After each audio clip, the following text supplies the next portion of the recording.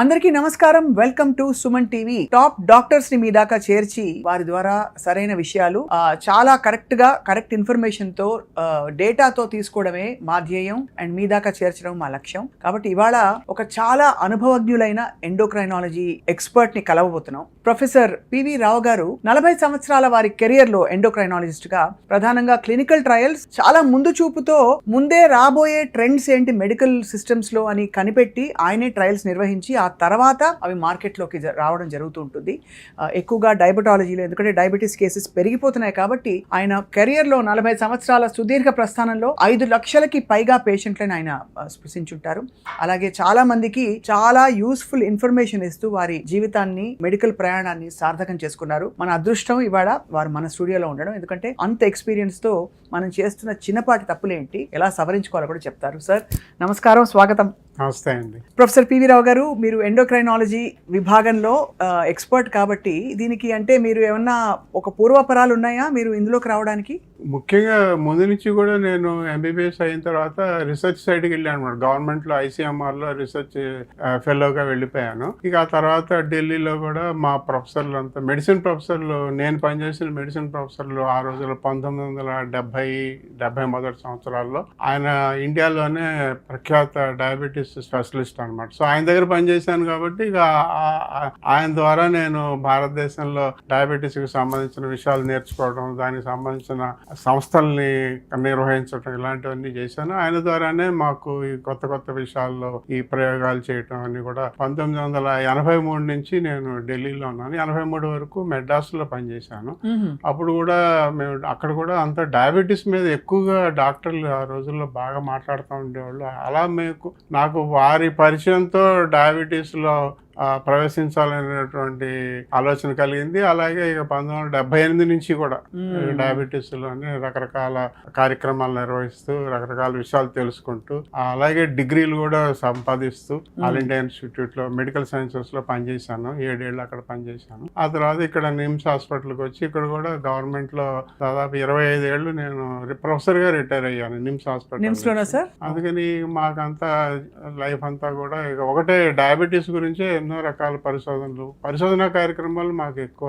ఇంత దారుణంగా డయాబెటీస్ పెరిగిపోవడం మీ కళ్ళ ముందు మీరు చూసుంటారు. అయితే భారతదేశం డయాబెటీస్ క్యాపిటల్ అంటారు, అంతా అంటే జంక్ ఫుడ్ అంటారు. కానీ వెస్ట్ లో తినేది జంక్ ఫుడ్డే, మనం చెప్పే జంక్ ఫుడ్. మీరు కరెక్ట్ గా చెప్పారు, కరెక్టే. ఆ జంక్ ఫుడ్డే మనం తింటాం, లేదా మనకి వేరే జంక్ ఫుడ్లు కూడా ఉన్నాయి. మన కారపూసలు, మన సమోసాలు, మన పకోడీలు, మన మిక్చర్లు కూడా వాళ్ళ జంక్ ఫుడ్ ను వాళ్ళు ఎలా అనుకుంటాం, మనం కూడా మన స్నాక్స్ అలా జంక్ ఫుడ్ అనుకోవాలి. ఈ కారణాలన్నీ లోపల కారణాలు ఒకటే, డయాబెటీస్ ఎక్కువ అవటానికి కారణాలు.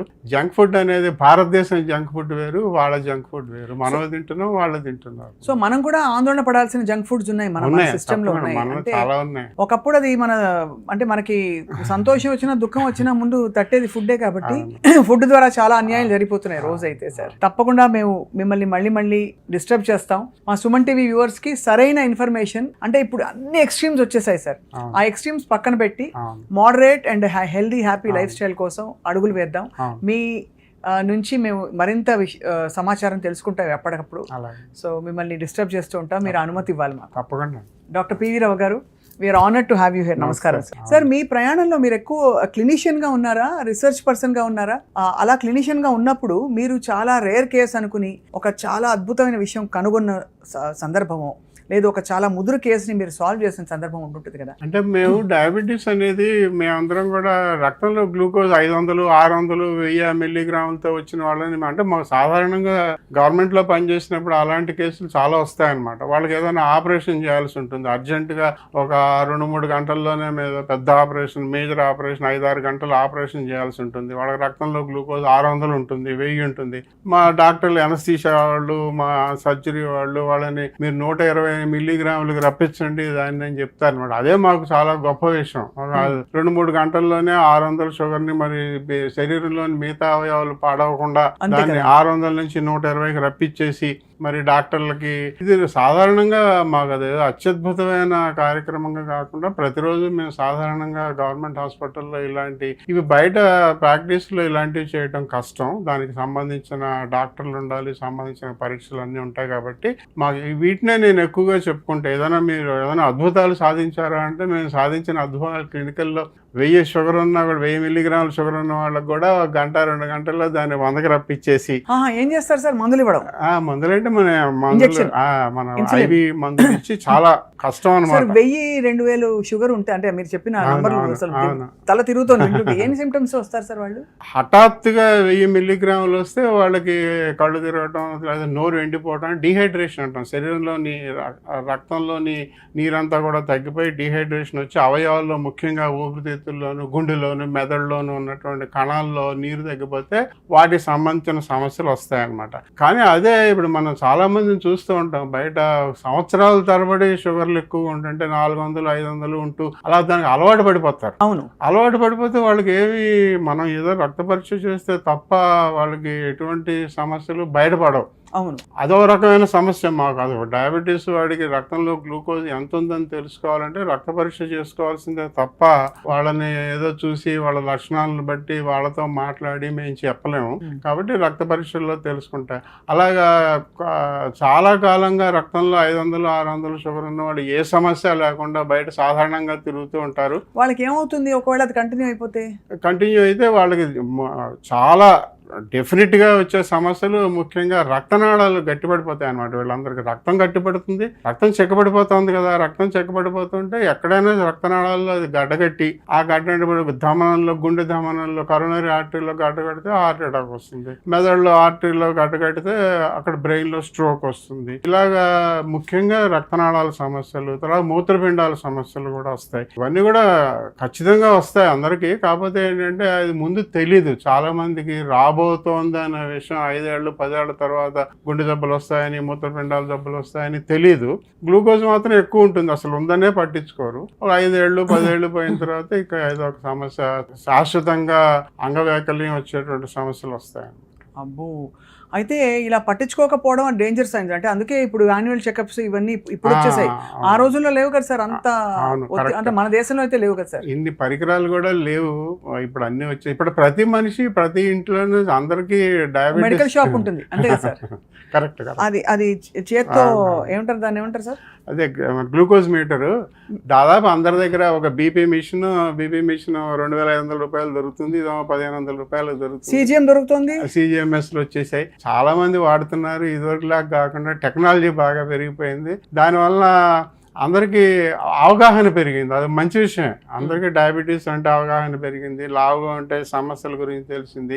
రక్తంలో గ్లూకోజ్ ఎక్కువగా ఉంటే ఏం చేయాలో కూడా తెలుస్తుంది. అవగాహన కార్యక్రమాలు మేము చేస్తున్న వాటితో పాటుగా ఈ పరికరాల వల్ల కూడా ఎవరికి వారు నేర్చుకుంటున్నారు. మీడియా సహకారం చాలా ఉంది గత 30 సంవత్సరాలుగా. ఒక విషయం చెప్పుకోవాలంటే భారతదేశంలోని రాష్ట్రాల అన్నిటిలోనూ పోల్చుకుంటే మన తెలంగాణ, ఆంధ్ర రాష్ట్రంలో అవగాహన ఎక్కువగా ఉందన్న విషయాన్ని ICMR ఇండియాబ్ అనే స్టడీలో తేల్చారు. చాలా మంచి విషయం. అంటే మా గొప్పతనం మేము చెప్పుకోవడం అనమాట. గత 30 సంవత్సరాలుగా మేము చేసినటువంటి కార్యక్రమాల వలన మిగతా రాష్ట్రాలతో పోల్చుకున్నట్లయితే ఆంధ్రప్రదేశ్, తెలంగాణ రాష్ట్రాల్లో పట్టణాల్లోనైనా పల్లెటూళ్ళలో అయినా కూడా డయాబెటీస్ గురించిన విషయాలు అందరికీ తెలుసు. డయాబెటీస్తో వచ్చే సమస్యలు తెలుసు. డయాబెటీస్ని ఎలా పరీక్షలు చేసుకోవాలో తెలుసు. వాళ్ళు చేసుకుంటున్నారా లేదనేది వేరే విషయం, కానీ తెలుసు. అవగాహన అనేది ఉందనే విషయాన్ని మిగతా రాష్ట్రాలతో పోల్చుకుంటే మన రాష్ట్రాల్లోనే ఎక్కువ ఉందని పరిశోధనలో మన ICMR ఇండియాబ్ అంటాం దాన్ని. ఆ కార్యక్రమంలో వాళ్ళు చెప్పారు. మాకు చాలా సంతోషించాం ఆ విషయం తెలుసు. తప్పకుండా మేము మిమ్మల్ని మళ్ళీ డిస్టర్బ్ చేస్తాం. మా సుమన్ టీవీ వ్యూవర్స్ కి సరైన ఇన్ఫర్మేషన్, అంటే ఇప్పుడు అన్ని ఎక్స్ట్రీమ్స్ వచ్చేసాయి సార్. ఆ ఎక్స్ట్రీమ్స్ పక్కన పెట్టి moderate and healthy happy life style కోసం అడుగులు వేద్దాం. మీ నుంచి మేము మరింత సమాచారం తెలుసుకుంటాం ఎప్పటికప్పుడు. సో మిమ్మల్ని డిస్టర్బ్ చేస్తూ ఉంటాం, మీరు అనుమతి ఇవ్వాలి మాకు. తప్పకుండా. Doctor PV Rao garu, we are honoured to have you here. నమస్కారం సార్. నమస్తే. రైస్ ప్రైమరీ ఒక ఫుడ్ కదా సార్. సో మీ దృష్టిలో సార్ అసలు ఏ ఫుడ్ పదార్థాలు తింటున్నాం అన్నది ముఖ్యమా? అంటే రైస్ తింటే డయాబెటీస్ వచ్చేస్తుందని ఇప్పుడు అందరికీ అలా పడిపోయింది మైండ్ లో, అది వాస్తవం అంటారా? అంటే నేను చెప్పేది ఏంటంటే ఇప్పుడు భారతదేశంలో ఒకప్పుడు ఈ అన్నం లేనప్పుడు, మరి గోదావరి జిల్లాలో అన్నం లేనప్పుడు అన్నాన్ని పండించి ఎంతో మంది లక్షల మందికి ప్రాణం పోశారు. ఒకప్పుడు మనకి ఈ ఆయుర్దాయం చాలా తక్కువ ఉండేది. లైఫ్ ఎక్స్పెక్టెన్సీ 30-40 కన్నా ఎక్కువ కాలం బతికేవాళ్ళు కాదు. వాళ్ళందరూ 70 ఏళ్ళు బతుకుతున్నారు. మనకి ఆరోగ్యం, ఆహారం, నాకు తెలిసి 30 సంవత్సరాల క్రితం కూడా మెరాస్మస్ అనే వ్యాధి, తర్వాత క్వాషియార్కర్ ఇక్కడ తెలంగాణలో హైదరాబాద్ సిటీలోనే చాలా ఎక్కువ ఉండేది. ఇవాళ ఎక్కడా కనిపించట్లేదు. అంటే మనం ఆహారపరంగా, ఆరోగ్యపరంగా మనం ఎంతో సాధించాం కదా 30 సంవత్సరాలుగా. ఎనీమియా అనేది ఒకటి కనిపిస్తుంది, రక్తహీనత మొత్తం అందరికి ఉంది. కానీ ఈ కంటి ఇప్పుడు రేచీకటి అనేవాళ్ళం, ఇప్పుడు నిక్టలోపియా అని చెప్పేసి, వైటమిన్ ఏ డెఫిషియన్సీ కంప్లీట్ గా పోయింది. ఇవన్నీ కూడా మనం మన ఆహార విషయాల్లో మార్పుల వలన ఆరోగ్యం పెంచుకుని మనం ఇవన్నీ కూడా సాధించగలిగాం గత 20 సంవత్సరాలు. ఇలాగే ఒకప్పుడు మరి 100 సంవత్సరాల క్రితం ఆహారం అంత లేని రోజుల్లో, మరి అన్నం లేని రోజుల్లో జొన్నలు, రాగులు, సజ్జలు లాంటివి తింటూ మనం కొన్ని సమస్యలకు కూడా లోనయ్యాం. కానీ వాళ్ళ తేలిగ్గా జీర్ణమయ్యేటువంటి అన్నం అనేది దొరకటం వలన వరి పండుతోంది. భారతదేశంలో వరి ఎక్కువగా పండే రాష్ట్రాలు ఆంధ్రప్రదేశ్, తెలంగాణ. వాళ్ళ భారతదేశం మొత్తానికి వరి ఎక్కువ పండేటువంటి రాష్ట్రం తెలంగాణ రాష్ట్రం. కాబట్టి దీన్ని తప్పుబట్టి దీని వలన దోషాలు ఉన్నాయి, హాని కలుగుతోంది అని అందరూ చెప్పుకోవటం అంత మంచి విషయం కాదు. కాకపోతే మీరు తినేటువంటి ఆహారంలో వరి ఎలాగా మీరు వాడుకుంటున్నారు? 2 సార్లు మరబట్టారా, ఒకసారి మరబట్టారా? తర్వాత ఇవాళ మరి చెప్పుకోవాల్సిన విషయం ఏంటంటే, ఈ ధాన్యాన్ని బాగా మరబట్టి ఆ పైన ఉన్నటువంటి హస్క్, ఆ ఓకా చుట్టూ తీసి దాంట్లోంచి ఆయిల్ తీసినట్లయితే బ్రాన్ ఆయిల్ కి ఎక్కువ డబ్బు వస్తుంది, మనం బియ్యం అమ్ముకున్నా కూడా. అందుకని బాగా మరబట్టేసి మరి ఇవన్నీ బయటకు తీసి ఆయిల్ అమ్ముకోవడం ముఖ్యం కానీ బియ్యం ముఖ్యం కాదు అనే ఉద్దేశంతో బాగా తెల్లగా శుభ్రంగా జీర్ణం అయిపోయి ఆహారం తీసుకున్న, అన్నం తీసుకున్న అరగంటలోనే మొత్తం జీర్ణమైపోయి రక్తంలోకి వెళ్ళి, అంటే గ్లైసిమిక్ ఇండెక్స్ ఎక్కువ బాగా పెరిగిపోయేలాగా చేసి పండిస్తారు. అలాంటి ఆహారం తీసుకోవటం వల్ల మన తప్పు, మన వంట పద్ధతుల్లో తప్పు, అంతేగాని అన్నాన్ని తప్పు పట్టకూడదు. ఎంత గొప్ప మాట అన్నారు సార్. అంటే మీ అనుభవం కనిపిస్తుంది స్పష్టంగా. అన్నాన్ని తప్పు పట్టలేము, మనం పండించే విధానం, దాన్ని ప్రాసెస్ చేసే విధానం తప్పు కాబట్టి అది మనకి చేటు చేస్తోంది. సార్ ఇప్పుడు మీరు ఈ డయాబెటీస్ పరీక్షల్లో మనకి HbA1c ఒకటి కామన్ గా, ఫాస్టింగ్ గ్లూకోజ్, అయితే ఇప్పుడు ఫాస్టింగ్ ఇన్సులిన్, హోమాయార్ ఇవన్నీ అంటున్నారు. మీరు ఏది ప్రామాణికం అంటారు? రక్తంలో గ్లూకోజ్ ఎక్కువగా ఉంటేనే డయాబెటీస్ నిర్ధారణ చెప్తున్నాం, మనం డయాగ్నోస్టిక్ గా వాడతాం. అలాగే రక్తంలో గ్లూకోజ్ తగ్గడం అనేది ఒక టార్గెట్ గా పెట్టుకుని మనం మందులు ఇస్తున్నాం అనమాట. మందులు ఇవ్వడానికి, నిర్ధారణ చేయడానికి రక్తంలో గ్లూకోజ్ అనేది ప్రామాణికం, దాంట్లో తిరుగులేదు. HbA1c అనేది ప్రామాణికం కాదు కానీ ఒక రకంగా మనకు ఉపయోగం అనమాట. అంటే 3 నెలలకు ఒకసారి, గత 3 నెలలు బాగుందా లేదా మనం చేసిన చికిత్స అని తెలుసుకోవడానికి వాడుతున్నాం HbA1c అనేది. కాకపోతే ఇక రాబోయే కాలంలో రక్తంలో గ్లూకోజ్ యొక్క అవసరం తగ్గిపోతోందని ఒక కొత్త సూచనలు వస్తున్నాయి. రక్తంలో గ్లూకోజ్ రోజంతా కూడా ఒకలానే ఉండదు. అది 20 సెకండ్లకు ఒకసారి మనం చేయగలిగినట్లయితే మారిపోతాం. ఆ మారిపోవడం కూడా వేరియబిలిటీ చాలా ఎక్కువగా ఉంటుంది అనమాట. అంటే ఒక 5 నిమిషాల క్రితం 100 ఉంటే 5 నిమిషాల తర్వాత 300 ఉండొచ్చు, మళ్ళీ 5 నిమిషాల తర్వాత మళ్ళీ 50 ఉండొచ్చు. వేరియబిలిటీ ఎక్కువ ఉంటుంది కాబట్టి ఏదో రక్త పరీక్ష చేసి ఉదయం తిన్న తర్వాత, గంట తర్వాత, 2 గంటల తర్వాత రక్త పరీక్ష చేసి దాంట్లో ఉన్న షుగర్ని బట్టి ఆ రోజంతా ఇలాగే ఉందని మనం ఊహించి మందులు ఇవ్వటం అనేది తప్పు. సో మరి డయాబెటీస్ ఉందా లేదా అని ఎలా నిర్ధారిస్తాం మనం? అదైతే రక్తంలో గ్లూకోజ్ దానికి మంచి ఒక నెంబర్ కూడా ఇచ్చేసారు, సంఖ్య. 125 ఉంటే డయాబెటీస్ లేదు తినక ముందు, 126 ఉంటే డయాబెటీస్ ఉంది. అలాగా ఫాస్టింగ్ అంటున్నారు. ఫాస్టింగ్ బ్లడ్ గ్లూకోజ్ తిన్న తర్వాత 140, 200 నెంబర్లు ఇచ్చారు. సో ప్రతిదానికి సంఖ్యలకు ఆధారంగా మనం చేస్తున్నాం. అది రీజనబుల్ ఎస్టిమేట్ అని చెప్పొచ్చు. ఒకప్పుడు ఇండియా హెల్దీగా ఉండేది, ఇప్పుడు బాగా అన్హెల్దీగా మారిపోయిందని మనం చాలా బాధపడుతున్నాం. వాటికి ప్రధాన కారణాలు ఏంటంటే, నడిచేస్తే ఆ హెల్త్ వచ్చేస్తుందా, జిమ్కి వెళ్ళిపోతే హెల్త్ వచ్చేస్తుందా, సెడెంటరీ లైఫ్ ఒక్కటే కారణమా, లేదు మనం జంక్ ఫుడ్ తింటున్నాం అంటాం, రోజు పని కట్టుకుని ఎవరు బర్గర్లు, పిజ్జాలు కూడా తింటారు సార్. సో మరి ఏమిటి సార్ కారణం? అలాగే పకోడీలు, బజ్జీలు కూడా ఈ మధ్య తినలేదు. ఇప్పుడు ఒక్క పకోడీ తింటే దాని క్యాలరీస్ అంతా చాట్ జీపీటీలో చూసి మరి తింటున్నారు. మాలాంటి వాళ్ళు. సో మీరు చెప్పండి సార్. అలా చేయడం చాలా మంచి పని అండి. మీరు చెప్పింది చాలా బాగుంది. ఇప్పుడు నెమ్మదిగా గూగుల్లో అన్ని వచ్చేసాయి కాబట్టి మీరు పకోడీ తిన్నప్పుడు దాంట్లో ఎంత క్యాలరీలు ఉన్నాయని తెలుసుకొని తింటాం. క్యాలరీలో నేను ముఖ్యంగా చెప్పేది మీరు చూడండి, చాట్ జీపీటీలు చూస్తూ ఉండండి, గూగుల్లో చూస్తూ ఉండండి. ప్రతిదాన్ని కూడా మీరు అందులో ఏముందని తెలుసుకోవటం చాలా ముఖ్యం. అవును, ఇప్పుడు మనకి సమస్యలన్నిటికీ అదే మూల కారణం, మన ఆహారమే. కాబట్టి పకోడీలో ఎంత నూనె ఉందో తెలుసుకోవాలి, బాగా ఉంటుంది, అది ఇంపార్టెంట్. అంతేగాని అందులో ఎంత షుగర్ ఉంది, ఎంత కార్బోహైడ్రేట్, కార్బ్స్ అనేది అనవసరంగా దాని మీద ఒక దుష్ప్రచారం జరిగిపోయింది. రైస్ తినకూడదు, అన్నం తినకూడదు, పంచదార తినకూడదు, కార్బ్స్ అనేవి తగ్గించేయాలి, కట్ చేయాలి. కార్బ్స్ తగ్గిస్తే చాలా సమస్యలు వస్తాయి. 55% కన్నా తక్కువ కార్బ్స్ అంటే మనం తీసుకున్నటువంటి పిండి పదార్థాన్ని, మనం మనిషి అనేవాడు పిండి పదార్థాల మీదే బతుకుతున్నాడు. అయితే 1800 క్యాలరీస్ వేసుకుంటే ఉజ్జాయింపుగా అందులో 900 క్యాలరీస్ దగ్గర మీకు కార్బ్స్ నుంచి రావాలంటున్నారు. రాకపోతే మనకు ఆరోగ్య సమస్యలు ఎక్కువ అవుతాయి అన్నమాట. 55% ఉండాలి, 50% కాదు, 55% ఉండాలి. అంటే 1000 క్యాలరీస్ అనుకుంటే కూడా sir 250 grams of carbs we need 100%. Because 250 into 4 ఒక్కొక్క gram of carb is 4 calories కదా సార్.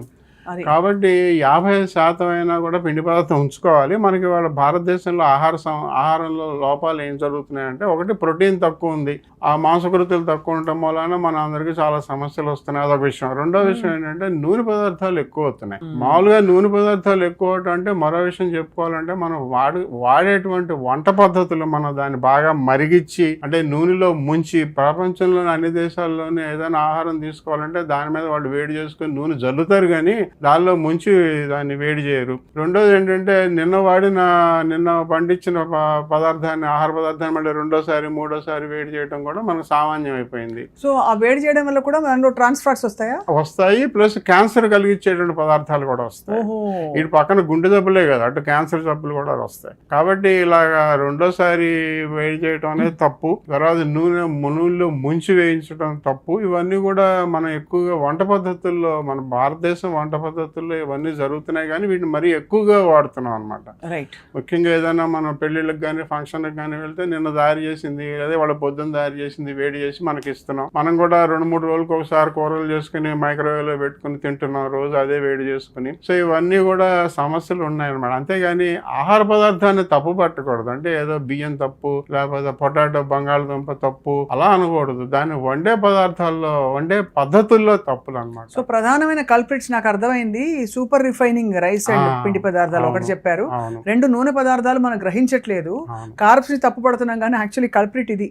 ఎందుకంటే మళ్ళీ కూరలు వేడి చేస్తే అది బ్యాడ్ ఫ్యాట్ గా మారుతుంది. రెండోది ఆ ఫ్యాట్ కంటెంట్ కూడా బాగా ఎక్కువ అవుతుంది అది. సో చాలా ఇది అంటే ఇది గ్రహించకుండా చేస్తున్న తప్పులు సార్. ఎందుకంటే 2 కదా బజ్జీలు, ఒక 2 బజ్జీలు తింటే ఒక చక్కగా అంత నూనె వచ్చేస్తుంది మన బాడీలోకి, అంతే కదా సార్? అవును, 3వ వంతు నూనె ఉంటుంది. మీరు పకోడీ కానీ బజ్జీ కానీ కారపూస అయితే చేతికి తగలదు, ఏది తగలకుండా నూనె వెళ్ళిపోతుంది లోపలికి. కాబట్టి ఏదైనా మీరు ఒక ఆహార పదార్థం, మన భారతదేశ వంటకాలు ఏం తీసుకున్నా కూడా, మిఠాయిలు కూడా ఏం తీసుకున్నా కూడా దాంట్లో 3వ వంతు నూనె పదార్థం ఉంటుంది అన్నమాట. ఇప్పుడు అయితే మనకి గతంలో హెల్దీగా ఉన్న ఇండియా అన్హెల్దీగా మారడానికి ఇదే కారణం. అంటే దానికి తగ్గట్టు మనం నడవట్లేదు, ప్రభుత్వ పరంగా ఆలోచించినట్లయితే మనకున్న సమస్యల్ని మనం చాలా తగ్గించుకున్నామండి. ఇప్పుడు భారతదేశం ఒకప్పుడు అనారోగ్యాలు ఎక్కువగా ఉండేటువంటి రోజుల నుంచి వాళ్ళ ఆరోగ్యం ఉన్న వేరే, కానీ కమ్యూనికబుల్ డిసీజెస్ తగ్గాయి, కానీ లైఫ్ స్టైల్ డిసీజ్ కొంచెం పెరిగినట్టే కదా సార్? కరెక్ట్. ఇన్ఫెక్షన్స్ డిసీజెస్ అన్ని తగ్గిపోయినాయి, బాగా తగ్గాయి. అవును. కాకపోతే ఇప్పుడు ఈ నాన్ కమ్యూనికబుల్ డిసీజెస్ అంటే మరి ఈ గుండె జబ్బులు అవుతానేమి, క్యాన్సర్లు అవుతానేమి, ఊబకాయం, డయాబెటీస్, ఇవి పెరిగాయి అనమాట. అలాగా మొత్తం అంతా అనారోగ్యంలో వెళ్ళామని అనుకోకూడదు. మనకి ఇంకా అవకాశం ఉంది. మనకి ఇప్పుడిప్పుడే మిగతా దేశాలతో పోల్చుకుంటే ఇప్పుడిప్పుడే మనం ఈ జబ్బులకు లోనవుతున్నాం. భారతదేశాన్ని డయాబెటీస్ క్యాపిటల్ అని చెప్తారు, కానీ సంఖ్యాపరంగా చూసుకుంటేనే క్యాపిటల్, కానీ మన శాతం చూసుకున్నట్లయితే మన భారతదేశంలో డయాబెటీస్ అమెరికా, చైనాలో ఉన్నట్టు లేదు. మనకు 10%, 25 ఏళ్ళు దాటిన వాళ్ళలో 10% అనమాట. అందుకని మనమేమి అంత మొత్తం పాడైపోయి ఏం లేవు అనారోగ్యంగా. కాబట్టి మనం కూడా ఇప్పుడు తెలుసుకోవడానికి అవకాశం ఉంది, మార్చుకోవడానికి అవకాశం ఉంది, అవగాహనకు అవకాశం ఉంది. ఉందండి. ఆ విషయం తెలుసుకోవాలి. అంటే మనం ఏమి మొత్తం అంతా పాడైపోయాం, మనం తీసుకునేటువంటి ఆహారం అలా అయిన మిగతా దేశాలతో పోల్చుకుంటే మనమే బెటర్ గా ఉన్నాం. మనమే, అదే కరెక్ట్ సార్, మీరు వాస్తవంగా చెప్పారు. ఇంకా మన కూరగాయలు వాటన్నిటికీ కాస్త గుర్తింపు, గౌరవం ఉంది. వేరే దేశాల్లో హార్డ్ మీట్స్ తినే దేశాలు ఉంటాయి, రెడ్ మీట్ ఎక్కువ తినే దేశాలు కూడా ఉన్నాయి సార్ మన దగ్గర. 20 సంవత్సరాల మోర్టాలిటీ డేటా అమెరికా వాళ్ళ డేటా తీసుకున్నట్లయితే భారతదేశం కన్నా ఎక్కువ మరణాల సంఖ్య వాళ్ళ దగ్గర ఉంది, మన దగ్గర కాదు. వాళ్ళకన్నా మనం చాలా వెనకబడి ఉన్నాం, మన హాస్పిటల్స్ అయితేనేమి, వైద్య సదుపాయాలు అయితే. కానీ చివరికి మోర్టాలిటీ డేటా, మార్బిడిటీ డేటా తీసుకున్నట్లయితే 20 సంవత్సరాలు అమెరికాది ఇండియాది పోల్చుకున్నట్లయితే మనమేమి వాళ్ళతో పోల్చుకుని బాధపడాల్సిన అవసరం ఏం లేదు. మనకు ఆరోగ్యంగానే ఉన్నాం మనం. కాకపోతే రాబోయే కాలంలో మన ఒబేసిటీ పెరుగుతోంది, డయాబెటీస్ పెరుగుతోంది, గుండె జబ్బులు పెరుగుతాయి. ఆ సమస్యలు మనకు ఉన్నాయనే విషయం మనకు తెలుసు. అవగాహన నేర్చుకుని దానికి కావాల్సినటువంటి పద్ధతులు మార్చుకోవడానికి అవకాశం ఉంది, మనకు అవకాశం ఉంది. మీరు చెప్పినట్టు కూరగాయలు అయితేనే, పళ్ళు అయితేనే, మనం వాడినంత కూరగాయలు, పళ్ళు, ఆహార పదార్థాలు మిగతా దేశాల్లో లేవు. కాబట్టి మనం చాలా, మనకు అదృష్టవశాత్తు మనకు చాలా అవకాశం ఉంది మార్చుకోవటానికి. 100 ఏళ్ళు బతకడం ఎలా అని ఎవరైనా అడిగితే ఒక అమాయకమైన ప్రశ్న. 100 ఏళ్ళు అంటే